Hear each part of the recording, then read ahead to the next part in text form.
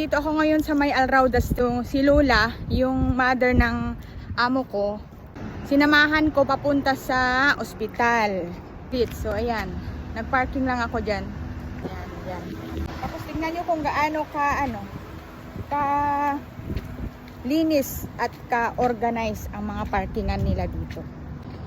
So ayan, ganyan sila guys, organize ang parkingan dito.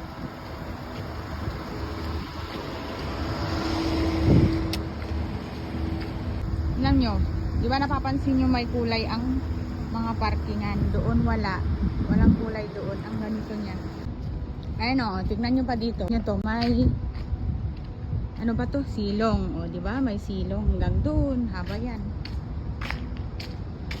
Tapos, pag ibig sabihin ganito na parking, may kulay na ganyan, blue at red, blue at black, ibig sabihin nun, pagmamayari ng Mawakif Parking. So, ito yung dapat magbabayad ka dito.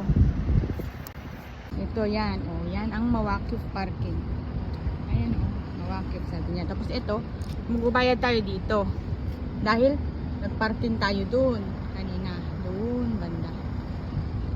So, ang ano natin, standard. Kasi nga, blue at black yon. Tapos ngayon, choose mo kung select plate na plate kung anong sa Abu Dhabi. Tapos private. Tapos ang category niya is category 5 ata yun. 5. Tapos ilagay ko yung plate number ng sasakyan. Yan. Tapos select parking time. So baka 2 oras lang si Lola. Kaya yan. Yung 2 dirhams. So, dito mo i-shoot dyan ang 2 dirhams.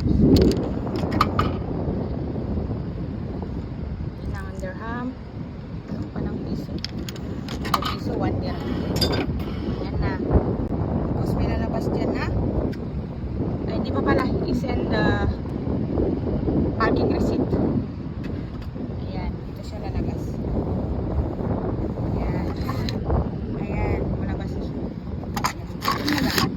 Tapos, ito na ang iyong parking fee. Yan ang parking fee ng Mawakif. So, ayan yung oras. 2 oras ka pwedeng mag-parking. Dahil dito, every time, may mga may mga pulis na nag-roaming dito. So, may mga kalsada dito. Mga street, meron yan. Makaparking ka